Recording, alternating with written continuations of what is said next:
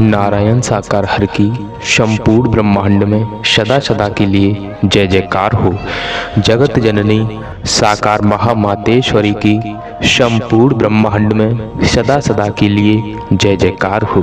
देवी और महापुरुषों, नारायण साकार हरि परमात्मा जी पूरे संसार के स्वामी हैं, पूरे ब्रह्मांड के कुल मालिक हैं, पूरी सृष्टि के रचनाहार हैं। जब जब इस पृथ्वी लोक पर साधु संत महात्माओं पर अत्याचार होने लगते हैं, अधर्मियों का बढ़ावा होने लगता है, तब तब दुष्टों का विनाश करने के लिए, साधु संत महात्माओं का उद्धार करने के लिए हरि परमात्मा जी अपना संपूर्ण कलाओं के साथ इस भूलोक पर प्राकट करते हैं। साथ संगत जी, वो समय आ गया है। हरि परमात्मा जी संपूर्ण कलाओं के साथ इस भूमंडल पर मौजूद हैं।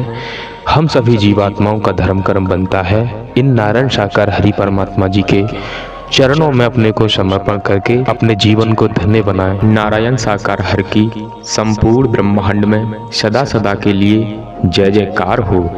जगत जननी साकार महामातेश्वरी की संपूर्ण ब्रह्मांड में सदा सदा के लिए जय जयकार हो। आप सभी देवी स्वरूप और देवता स्वरूप भाई बहनों के चरणों में इस जीव आत्मा का कोटि कोटि नमन वंदन।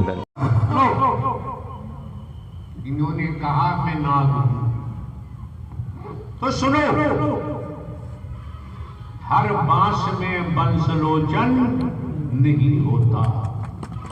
भटक मत जाओ, भटकाने वालों की कमी नहीं है, हरि बनने वालों की कमी नहीं है। जो हरि बनेगा अनंत कालों तक उसका नाश होगा। हर बांस में बंसलोचन नहीं होता, हर नाग में मणि नहीं होती, हर गाय में गौलोचन नहीं होता, हर मृगा में कस्तूरी नहीं होती है। हम क्या जाने, वर्तमान में जितनी आंखों में रोशनी समझ है तो देख रहे हैं, समझ रहे हैं, सूर्य एक है। अब कोई कहे सूर्य अनगिनत है, उसने देखे होंगे। हम तो एक सूर्य को देख रहे हैं, बाकी को देखने की हमें जरूरत नहीं है। आपकी माँ बहन बेटियां हैं, ये सदमार्ग पे आगे बढ़े,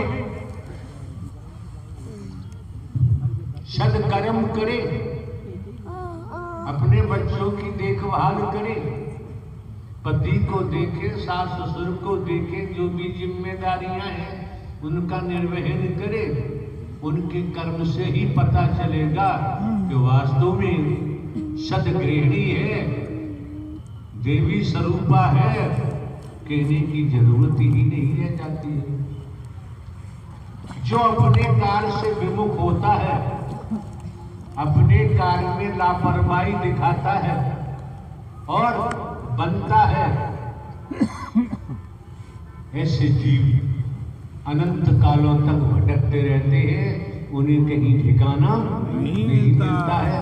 तो यार, नाग देवता हमसे साधारण व्यक्ति है।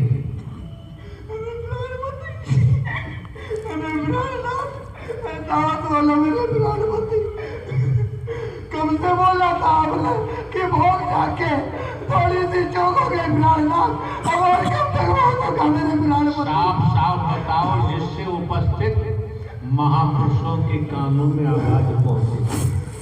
ये प्राणपति है, प्राणनाथ है, ये ब्रह्मांड के कुल मालिक है। मैं एक सेवादार था और मेरी गति आगे से चलने की थी और मुझे चूक हो गई। मैं अपने आप को सर्वशक्तिमान बनने के लिए सोच लिया था और प्राणपति ने कह दिया था भाग जाके भाग। इतनी सर्व इतनी कही थी, आज तक दूर हो, श्री चरणों में रहता था मेरे श्री हरि के। अरे मैं आज तक दूर हूँ। अरे प्राणनाथ, अब तो बता दो, कब तक दूर होगा, कब तक दूर रहोगा मेरे प्राणपति? अब कब तक दूर रहोगा? अनंत अनंत काल बीत गए मेरे प्राणपति, और कब तक दूर रहूंगा? उस दिन भगा दिया था। और कब तक दूर रहूंगा? मेरे प्राणपति, एक बार हो तो कह दो, कह दो मेरे प्राणनाथ, अरे मेरे प्राणनाथ। अब गलती नहीं होगी विनय प्राणमती, ओ विनय प्राणनाथ। नाग देवता महोदय समझ सकते हो, अनचाहे बगैर समझे यहाँ से ऐसा कुछ नहीं कहा जा सकता, क्योंकि करनी कर क्यों डरे क्यों पाछे पछताए, और बोया पेड़ बबूल का आम कहाँ से आए। सही है। आए कई घाट से, उतरे कई घाट, अपने अपने कर्मों से हो गए 12 बार। आराम से बैठो, सत्य का साधन करो, गति मिल सकती है। नारायण साकार की संपूर्ण सदा सदा के लिए जय जयकार हो। यहाँ कर्म का विषय आता है। वैदिक काल उस दिन इसको भगा का दिया। इतिहास बताता है। आप लोगों ने कर्म योगी राजा परीक्षित का नाम सुना होगा, जो पांडवों के वंश से संबंधित है, अभिमन्यु का बेटा है। जो राजा परीक्षित की बात आती है, ये किस्सा कहानी आपने वेदों शास्त्रों के द्वारा सुनी होगी, कथाकार बताते रहते हैं, लेकिन शिव पुराण क्या कहता है, शिव पुराण में लेख क्या है समझो। पार्वती जी से शादी करने के बाद शंकर जी पहाड़ों पर पहुंचते हैं, बिना बताए समाधि में चले गए, ऐसा वैदिक काल का लेख कहता है, इतिहास बताता है। वेद कहता है, शास्त्र कहता है, शंकर जी 87,000, आप लोगों ने भी पढ़ा होगा, हमने तो सुना है, 87,000 वर्षों तक अगर दुख तकलीफ कष्ट है, बाबूजी एक पल काटना मुश्किल हो जाता है। एम घमंड में भूलो मत, सब लेख कॉन्शियस माइंड, अब कॉन्शियस माइंड, सब कुछ आपके अंदर लेख है, बच के कहां जाएंगे। तो शिव पुराण कहता है, पार्वती जी से शादी करने के बाद शंकर जी अपने पहाड़ पे पहुंचते हैं, तुरंत ही समाधि में चले जाते हैं। 87,000 वर्षों का जिक्र शिव महापुराण में आता है, लेख में आता है, इतिहास में आता है। 87,000 वर्षों के बाद जब समाधि टूटी, आप समझ सकते हैं पार्वती पे क्या बीती होगी। अगर पार्वती भक्त न होती तो जीना संभव नहीं होता। भक्ति में जो पावर है, वो जिनकी भक्ति कर रहे हैं वो अपनी पावर देते हैं, अपनी ताकत देते हैं, तब जीवन नैया सकुशल शांति से चलती है। जो भी हमने आपके सामने सुना हुआ किस्सा फकीर का सुनाया, भीख का पात्र उल्टा कर दिया और लेट गया। किसी ने जगाया कि तूने ये भीख का पात्र उल्टा कर दिया है, यार आने जाने वाले आते रुपया 2 रुपया डालते, तूने वो भी सब गड़बड़ कर दिया। तो फकीर ने कहा, वो रुपया 2 रुपया डालते, मेरी नींद की कोई कीमत नहीं थी। मैं नींद में नहीं, मैं अपनी परमात्मा नारायण हरि की यादगारी में लेटा हुआ। भीख का पात्र उल्टा कर दिया, शटर बंद कर दिया, किवाड़ लगा दिए। अगर वो पात्र सीधा रखा होता तो रुपया 2 रुपया डाल दे आवाज होती, मेरी नींद में मुझे शांति प्राप्त नहीं होती। खुद को देखे, खुद को समझे। 87,000 वर्षों के बाद शिव पुराण बताता है समाधि टूटी। पार्वती जी ने शंकर जी से कहा कि नाथ, आप इतनी लंबी समाधि में कहां चले जाते हैं? ये नहीं कहा कि मुझ पर क्या बीती, शिकायत नहीं की। क्यों? पार्वती जी भी शंकर जी का भजन करती थी, ऐसा लेख कहता है। तो शंकर जी ने कहा कि ब्रह्मांड के रचयिता नारायण साकार हरि की यादगारी में मैं समाधि में चला गया। इतने लंबे 87,000 वर्ष। शंकर जी ने कहा ये तो बहुत थोड़ा समय है, 1000 जीवन मिले, 1000 जीवन भी मैं नारायण हरि परमात्मा की समाधि में लगा दूंगा।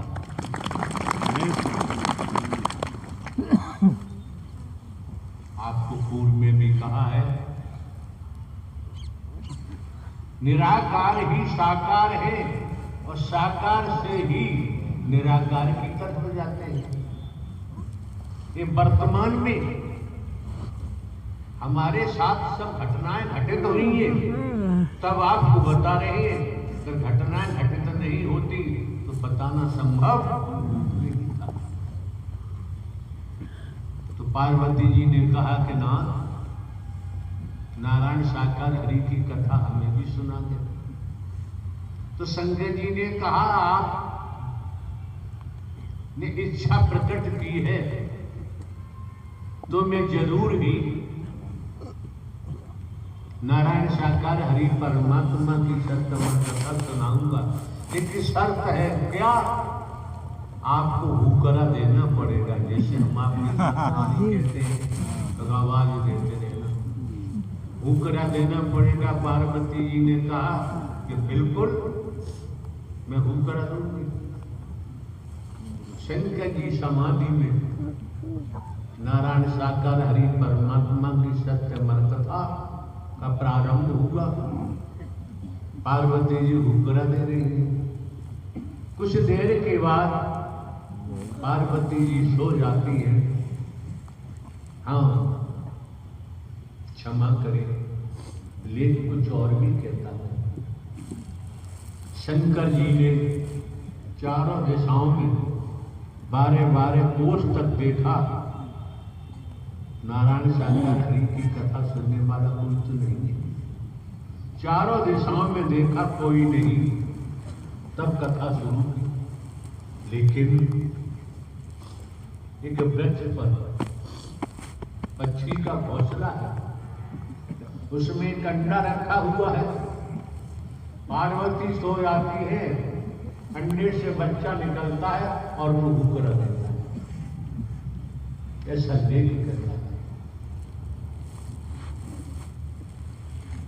जब समाधि से जागृत हुए शंकर जी, उन्होंने कहा पार्वती सो गई, हुकरा कौन दे रहा है? फिर 12-12 कोस तक चारों दिशा में देखा तो घोंसले में चिड़िया। समझो, चिड़िया से किसी महापुरुष ने पूछा कि ये तू घोंसला कैसे बना लेती है? चिड़िया ने कहा मैं बहुत उड़ान भरती हूं और तिनका दबा के लाती हूं पैरों में और चोंच में, तब ये घोंसला बना के तैयार किया। उड़ान भरती ही रहती हूं तब घोंसला बना। अगर उड़ान न भरती तो घोंसला बनना संभव नहीं था। आप भी नारायण साकार हरि परमात्मा की सत्यमय कथा में उड़ान भरते रहेंगे तो आपका मक्का बन के तैयार हो जाएगा।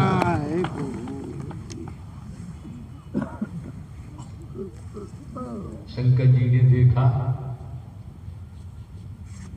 इसलिए कथा सुन कैसे? ये कथा नारायण साकार हरि की कथा किसी को सुनाई नहीं जा सकती। शंकर जी ने उठाया त्रिशूल और भागे और तोता उड़ा। उसे लेख में सुख भी कहते हैं, सुखदेव भी कहते हैं। तोता उड़ रहा है, शंकर जी त्रिशूल लेके भाग रहे हैं। ऐसा वैदिक काल का इतिहास है। दौड़म दौड़ हो रही है। दूसरी मंजिल पर वेद व्यास की धर्मपत्नी ऋषपत्नी खड़ी हुई अपने केश संभालने। जमाई आई और तोता उनके मुंह में से अंदर प्रविष्ट हो गया। ऐसा देख कर शंकर जी त्रिशूल लिए खड़े रह, निकलेगा तो मारूंगा। तुमने बिना इजाजत के नारायण साकार हरि की कथा सुन के। लेख कहता है 12 वर्ष हो गए शंकर जी खड़े रहे और तोता वेद व्यास की धर्मपत्नी के पेट में से बाहर नहीं निकला। वेद व्यास जाते हैं, उन्होंने कहा महादेव, देवों के देव, आपके मुखमंडल से नारायण साकार हरि की कथा तो सुन ली। वेद व्यास की पत्नी भी जाती है, उन्होंने भी कहा जब आप ये समझ लिए किसके मुख से? शंकर जी के मुख से निकली हुई नारायण साकार हरि की सत्यमर कथा तोता ने सुन ली, सुख ने सुन ली। क्या आप इसका वध कर सकते हैं? आप जानते हैं क्रोध में 2 थाल रखे हैं, दोनों थालों में जल है। एक थाल का जल कंपन करता है, हिलना है। आप उसमें अपना चेहरा देखना चाहें, आपको चेहरा दिखाई नहीं देगा कंपन के कारण। दूसरे थाल में जल है समतल, कोई हलचल नहीं है जल में। चेहरा करोगे तो आपको जल में आपके चेहरे का प्रतिबिंब दिखाई देगा। तो क्रोध में अच्छे अच्छों की बुद्धि खराब हो जाती है। क्रोध के कारण नहीं समझ पाए कि मेरे मुख से ही नारायण साकार हरि की सत्यमर कथा प्रारंभ हुई। तोता ने सुनी, सुख ने सुनी, वास्तव में मार नहीं सकता। तो आपको भी समझ लेना चाहिए, अगर आप नारायण साकार हरि परमात्मा को समर्पित होकर ईमानदारी निष्ठा का परिचय देते हुए संत प्रवृत्ति में जाएंगे तो आप भी न जन्मेंगे न मरेंगे, सबसे बेड़ा पार हो जाएगा। क्यों? आप न नर है ना ही नारी है। शंकर जी वहां से चल दिए। सुखदेव वेद व्यास की धर्मपत्नी वेद व्यास ने कहा बेटा अब तो बाहर निकला। महादेव तो गए, तो क्या आवाज आती है? लेख की बात है, आवाज आती है मैं बाहर नहीं आऊंगा। अगर मैं बाहर आया तो मुझे माया डस लेगी, मुझे माया छोड़ेगी नहीं, इसलिए मुझे बाहर नहीं आना है। वेद व्यास की धर्मपत्नी ने कहा बेटा तू कब तक पेट में बैठा रहेगा? 12 वर्ष तो हो गए। खूब कहा सुनी की तो बाहर आया, नंग मनंगा चल दिया। वेद व्यास भी रोक रहे हैं, वेद व्यास की धर्मपत्नी भी रोक रही है, बेटा कहाँ जा रहा है? सुखदेव ने कहा मैं यहां रहूंगा तो मुझे माया लगेगी।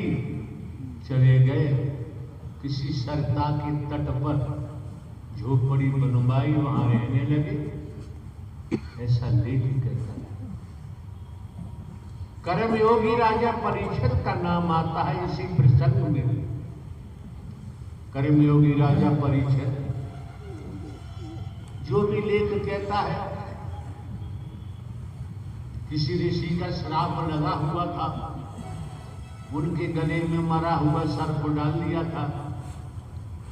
ऋषि का बेटा भी ऋषि था, उसने श्राप दे दिया, मेरे बूढ़े बाप का अपमान किया, जा 7वें दिन तुझे तक्षक नाग डस लेगा, तेरी मृत्यु हो जाएगी। ऐसा लेख कहता है, वैदिक काल का इतिहास बताता है।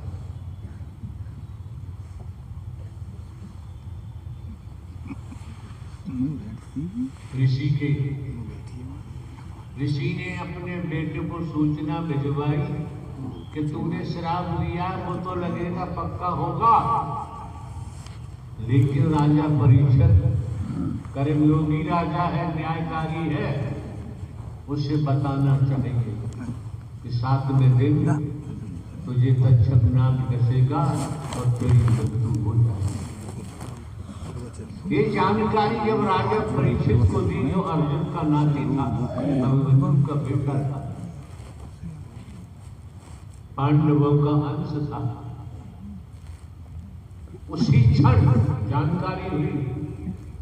कर्मयोगी राजा परीक्षित ने राजपाट को छोड़ दिया, रानियों को, राजकुमारों को, राजकुमारियों को छोड़कर पता चला सीधे संत सुखदेव के चरणों में पहुंचे, समर्पण कर दिया कि प्रभु मेरे पूरी उम्र में सत्य का धर्म नहीं कमाया, मैं आपकी शरण में आया हूं, 7 दिन है मेरे पास,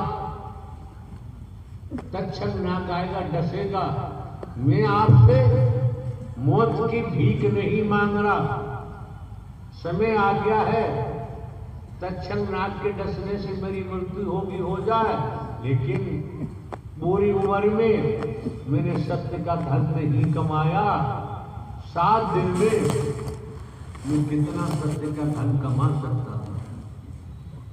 सुखदेव ने मेहर की, चरणों में लिया और सत्य का साथ कराया। 7 दिन में सत्य का धन इतना कमा लिया जो पूरी उम्र में नहीं कमा पाया। 7वें दिन तक्षक नाग आता है, डस लेता है, कर्मयोगी राजा परीक्षित की मृत्यु हो जाती है। ऐसा वैदिक काल का इतिहास कहता है। आप लोग तो बड़े वीर हैं, किस्मत वाले हैं, सौभाग्यशाली हैं। संस्कारों के कारण ढोंग, पाखंड, आडंबर, अंधविश्वास से बचाव करते हुए ब्रह्मांड के रचयिता नारायण साकार हरि परमात्मा सत्य का साथ मिला हुआ है। ये मानव मंगल मिलन सद्भावना समागम मिला हुआ है। मानव धर्म सत्य था, है और रहेगा। भारत दर्शन करो, संसार के दर्शन करो, आपकी मर्जी है, आप स्वतंत्र हैं। आपकी स्वतंत्रता छीनी नहीं जाती है। कोई ढोंग, पाखंड, आडंबर, अंधविश्वास आप पर थोपा नहीं जाता है। आप स्वतंत्र हैं। अच्छा लगे तो नारायण साकार हरि परमात्मा की सत्यमर कथा श्रवण करें, मन पावन हो जाएगा, सांस शुद्ध हो जाएगी। सांस सांस में हर भजो, वृथा सांस मत खोए, ना जाने जा सांस का आवन होए न होए, कोई पता नहीं। इसलिए नाम की कमाई करो, वचन का कवच धारण करो, तो वचन ही वरदान बन जाता है। फिर आपकी मर्जी है, आप आपका जीवन है, लेकिन किसी प्रकार की गंदगी नहीं फैलानी चाहिए। और आप जानते हैं नारायण साकार हरि परमात्मा के मानव मंगल मिलन सद्भावना समागम में न कोई नर है न नारी है, न कोई भेद है। वहाँ किसी को काला गोरा गरीब अमीर नहीं देखा जाता है। जो आने वाले महापुरुषों के सामने सत्य ही सत्य परोसा जाता है, ग्रहण करना न करना आपका होना। नारायण साकार की संपूर्ण ब्रह्मांड में सदा सदा के लिए कहाँ लड़की है वो पीएचडी कर रही थी। नारायण साकार की संपूर्ण ब्रह्मांड में सदा सदा के लिए जय जयकार हो। देवी जी तत्पर सैनिक बनो। जो भी महापुरुष है सभी को तत्पर सैनिक बनना चाहिए, जीवन सफल हो जाएगा। इसके विपरीत आप जानते हैं खेत में जैसा बीज डालेंगे वैसी जैसी फसल प्राप्त होती है। हाँ जी,